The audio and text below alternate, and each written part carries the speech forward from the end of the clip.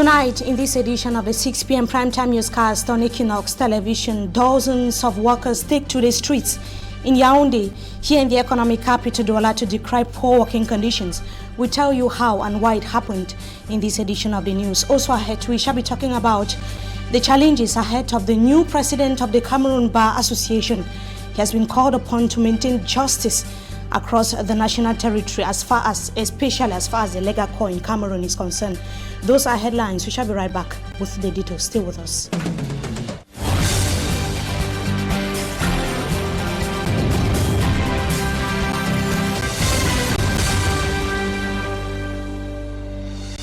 Good evening to you, ladies and gentlemen. We welcome you back from the weekend. You are watching the 6 p.m. primetime newscast on Equinoxe television. Let's begin right away here in the economic capital, Douala, with the scores of Cameroonians that have been expressing their discontentment barely 20 days after President Paul Biya took the oath of office as President-elect of the Republic of Cameroon. Before we talk about the situation here in the country's economic capital, Douala, we take you to the nation's capital, Yaoundé, today, where the surrounding of the Prime Minister's office were surrounded by aggrieved, or besieged rather, by aggrieved former temporary workers of the National Shipyard and Engineering Company, better known in its French acronym Chantier Naval. This was the 15th time that they were protesting in the nation's capital against several months of unpaid dues owed them by the said company. What has the government been doing to address the plight of the people, given that just barely a few days ago the President of the Republic of Cameroon was talking about improving the working and living conditions of Cameroonians in general? One of them, who is called Tongong Raphael, spoke to Ike Cyril in Yaoundé about their difficulties. Let's hear him in the following excerpt.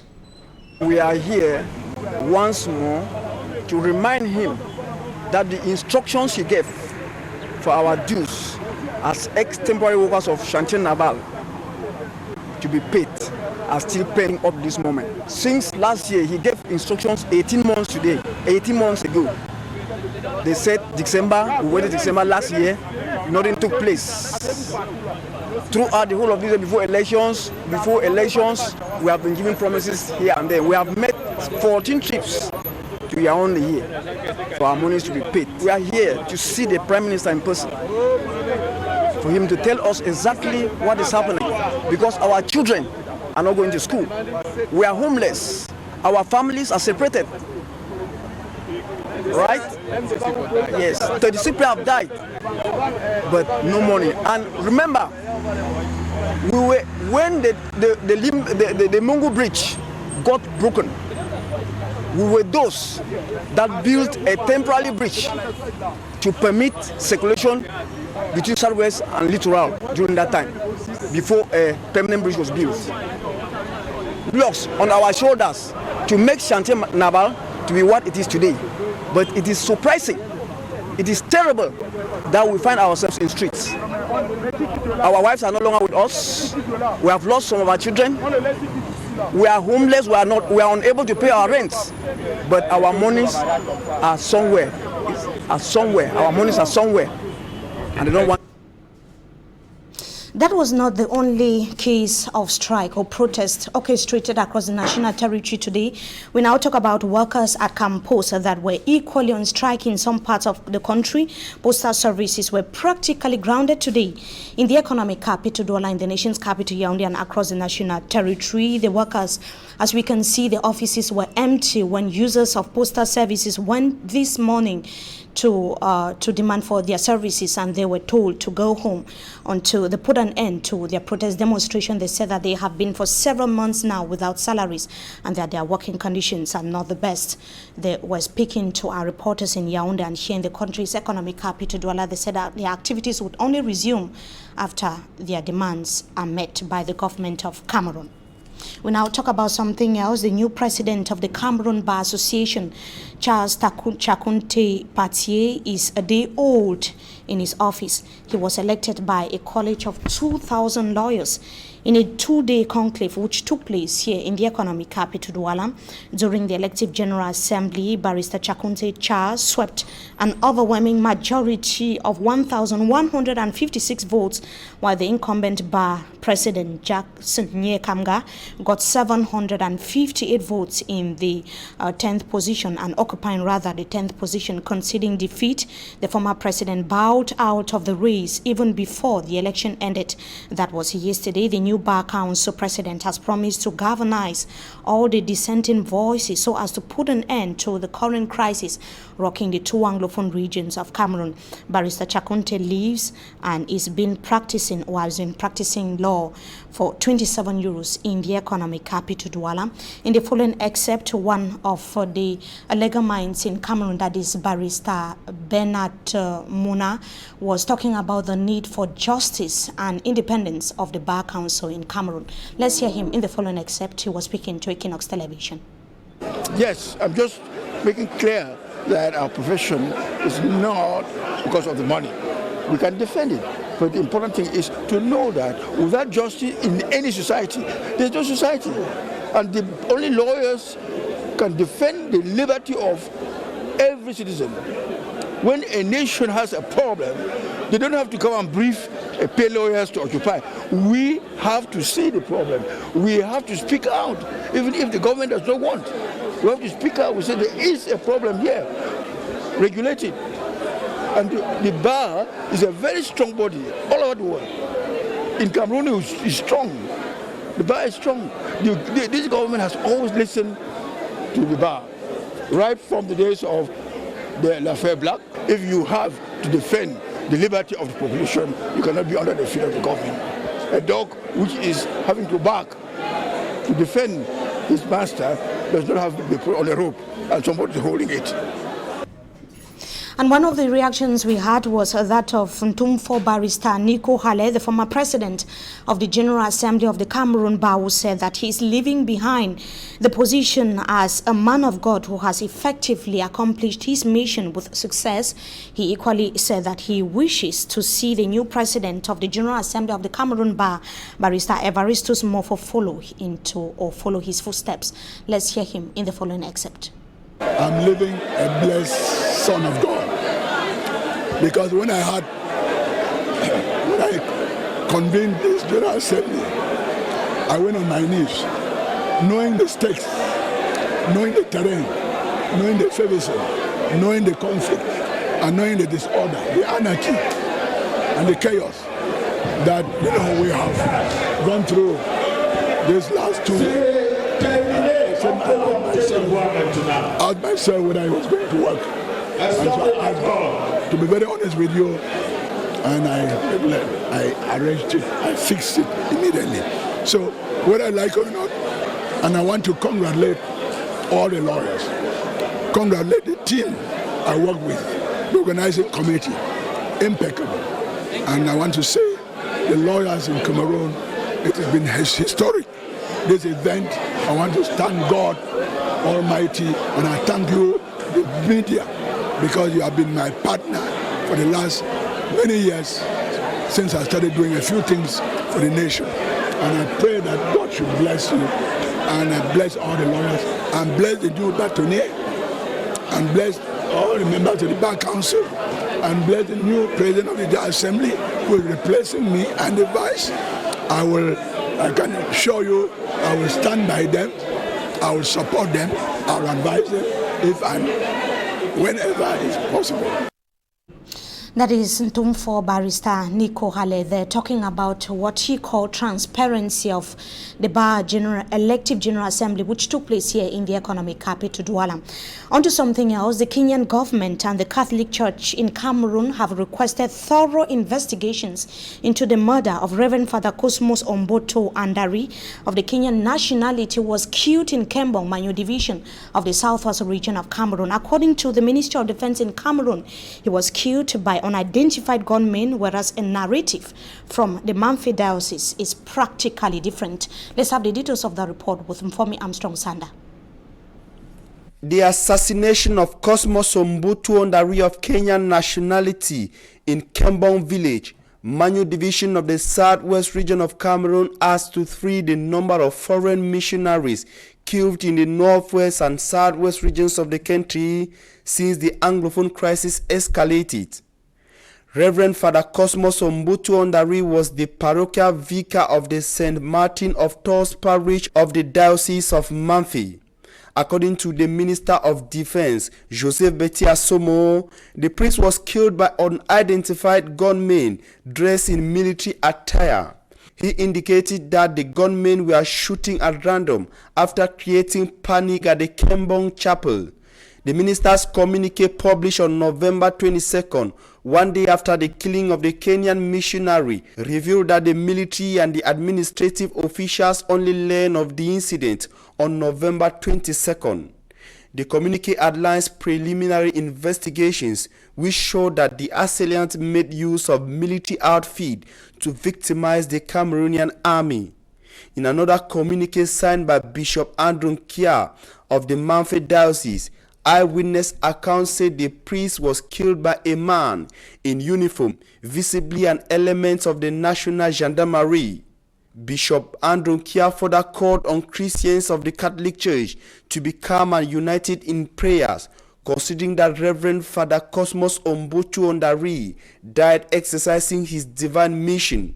The bishop further asked faithfuls to intensify prayers for the end of hostilities in the northwest and southwest regions of Cameroon. With regards to the need for justice to take its course, Bishop Andrew Kia called for thorough investigation into what he qualifies as heinous crimes and bring the culprits to face justice. The Kenyan missionary is assassinated after the killing of a Ghanaian pastor in Batibo, Momo division of the northwest region of the Kenti earlier this year, followed by the killing of an American missionary in October and the assassination of Reverend Father Alexander Nugi Sob in Moyoka, southwest region of the Kenti last July. And Christian Cardinal Tumi that has called for an end to hostilities. Before we come to the outing of the Archbishop of the Metropolitan Archdiocese in Douala, we continue to talk about the devastating consequences of the current crisis in the northwest and the southwest regions of Cameroon, the story of some IDPs in the Anglophone regions of the country that cannot be told in just a single day. While some can barely tell the whereabouts of their loved ones and relatives, others are still battling with injuries that they sustained after they were shot by guns. As the Baptist and Presbyterian churches reach out to the afflicted population, some of them recounted their challenges to our reporter in Boya, Derek Jato. Recovering from bullet wounds, this man in his late 60s recounted his ordeals. I was shot here. He pointed to the spot, struggling to explain. And they later took me away. Break my head and destroy my teeth. And when they later discovered I was innocent, they left me. I cannot even fend for myself. And as he battled now with his advanced age and pains inflicted on him, these Cameroon Baptist Convention Christians still came to praise God and thank God, for at least he is alive to tell his story. For many have not been fortunate. To this lady, she is traumatized. She said her heaven is now hell. I left my house because I can't stay there because the boys are there shooting every day. So I have my message in my sister. There in my sister is the very shooting.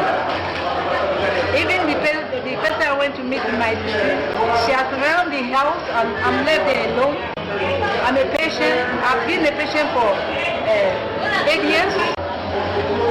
I don't have peace in the day, I don't have peace in the night. Everyone here is having a story.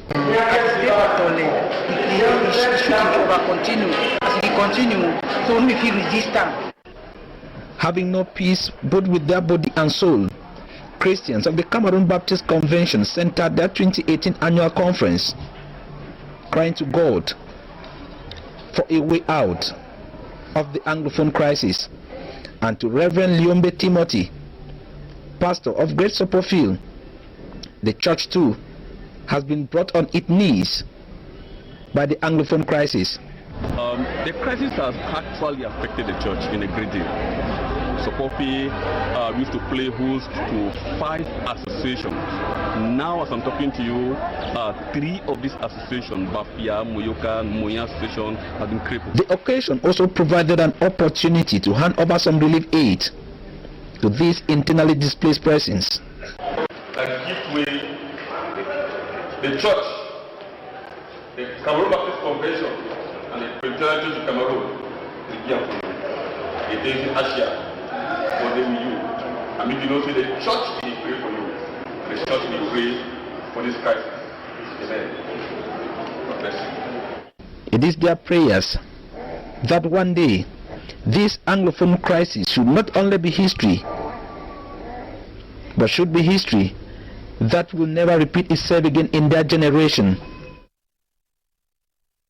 The CBC and PCC, they're reaching out to persons in need or the afflicted population, IDPs, in the southwest region of Cameroon. Now, the conveners of the Anglophone General Conference have called on weapon holders, that is, the military and Ambazonian fighters, to drop their arms and embrace peace. The call from the Archbishop Emeritus of Douala, Christian Cardinal Toumi, is contained in 2 press releases that were published last weekend.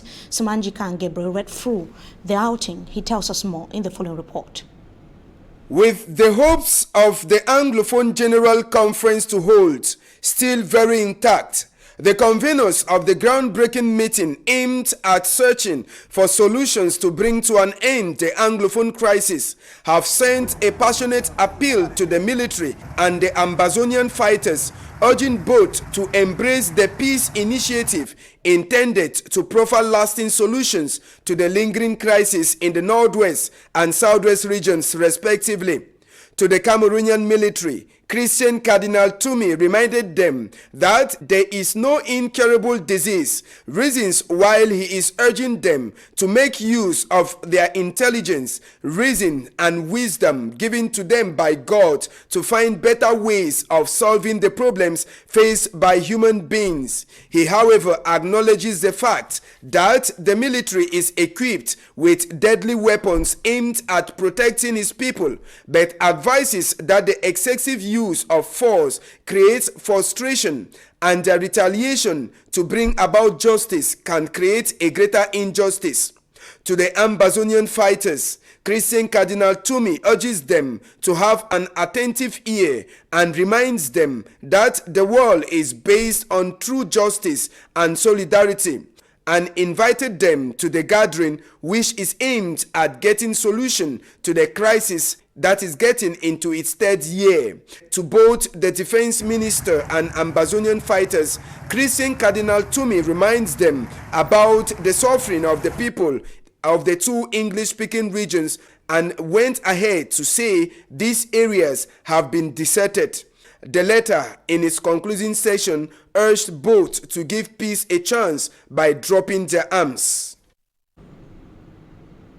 And that brings us to the end of this first segment of the news. Up next is Talking Point. We shall be right back. Stay with us.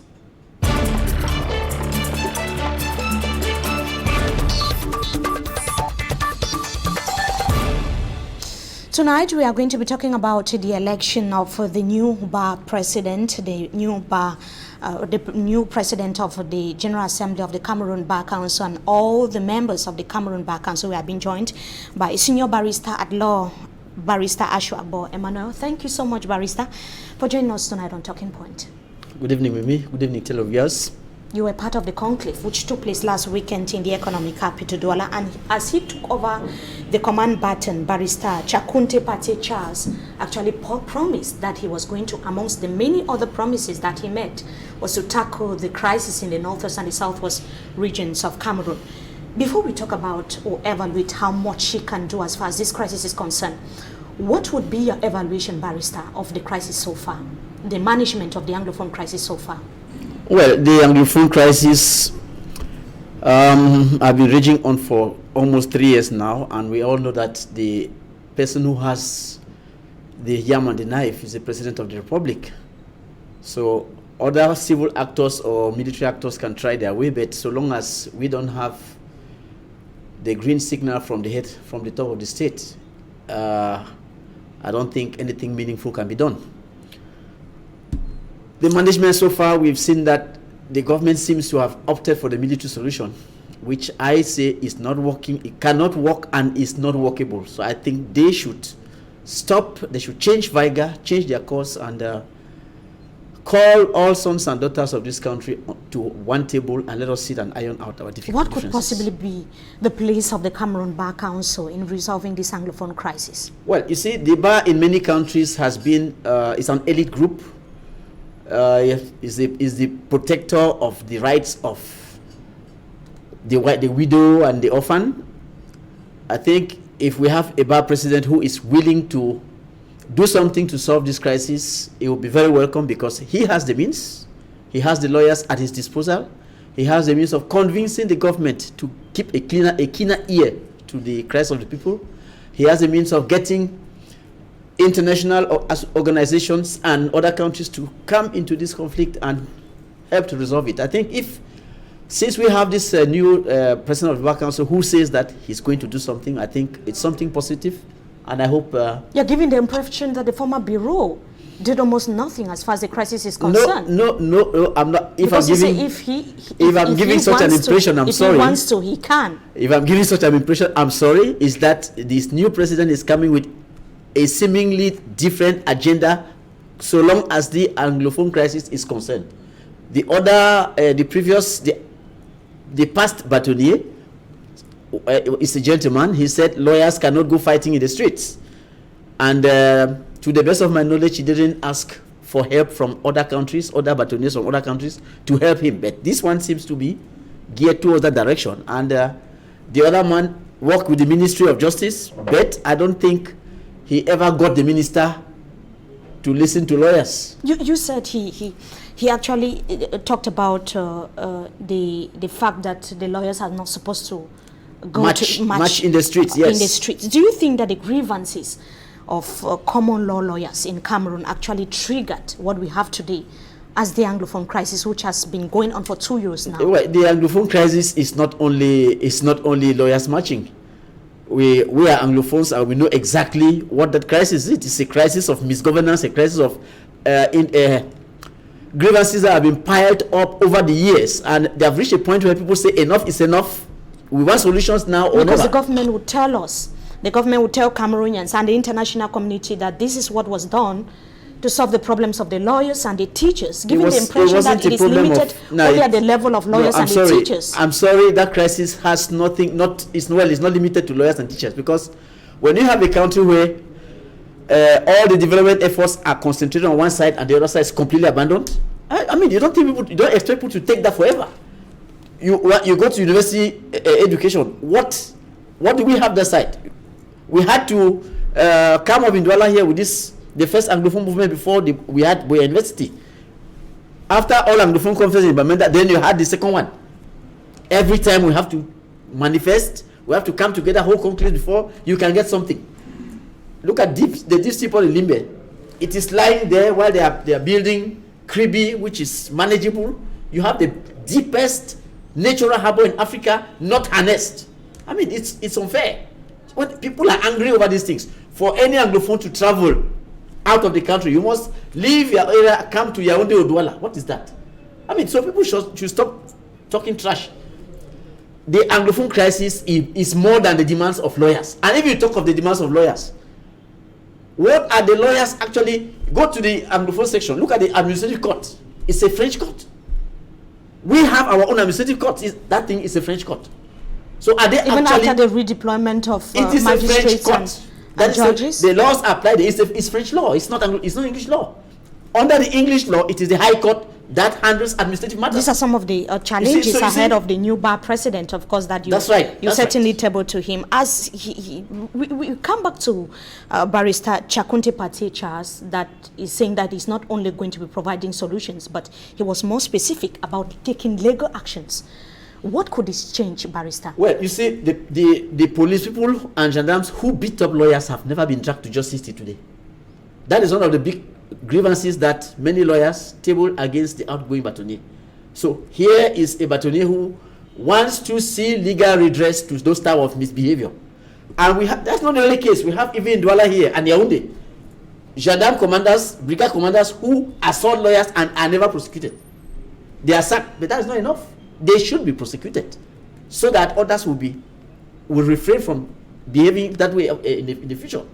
So this Batounier, I think, is somebody who is well poised to do something positive to the benefit of the lawyers. You have 2 more years to wait and see how it will go. Barrister, you are a senior barrister at law. You must have a bigger mastery or greater mastery of the problems of lawyers that are just coming into the profession. We have the living standard of lawyers that is actually a problem. They have been talking about the problem of health insurance coverage.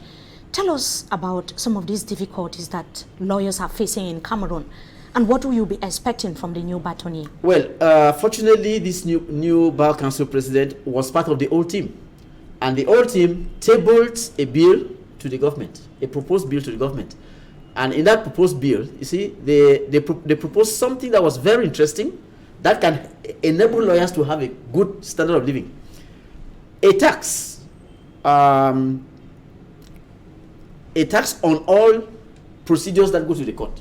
1,000 francs tax that will be levied on all procedures going to the court. If that is accepted, state briefs and dock briefs that were normally assigned by the magistrates and judges will henceforth be assigned by the president of the Bar Council, and he will be the one to pay the lawyers so assigned from that money. You see, that goes a long way to provide these young lawyers with some money that can enable them live. You also have emoluments. The law that is governing emoluments is so confused, and it's some colonial law of 1935. So confused. They have come up with proposals which have been handed over to the minister, and if these proposals are made into either law or decree, it will be fine to improve the living standards of life, because each time a lawyer wins a case, there is some amount of money that he's supposed to get from that case he has won. But as of now, that's not the case. So we think that this new president of the Bar Council should follow those proposals up and make sure that the powers that be sign them into law. What about the respect of the rights of lawyers? Many of them have been complaining that when they take their clients at the level of the gendarmerie and the police, there's always the problem on the respect of their rights. That is the reason why I said many lawyers have been assaulted. What are some of the recommendations? Lawyers have been assaulted, and none of those assaultees, those gendarmes and police people who assault lawyers have been brought to justice. This Batounier, as I know him, this new Batounier, is a person who is a no-nonsense man, and if any person were to dare touch any lawyer, he will be sorry for himself. I know Shakunte Party. I know that he will not lie in his bed if any lawyer is touched. He will prosecute that person until the person will know that next time he shouldn't touch any lawyer. So you're expecting change this time? We know change is coming. Something better in the Cameroon. But thank you so much, Senior Barrister ASHU Emmanuel, for joining us tonight on Talking Point. We hope to have you some other time again. Thank you, Mimi. Thank you so much for your time. It's my pleasure having you back. The pleasure is ours as well. To our viewers, it was our wonderful pleasure as well having with us in this edition of the 6 p.m. primetime newscast on Equinoxe Television. Wishing you a blessed day in the company of our programs. Until we meet again. Goodbye.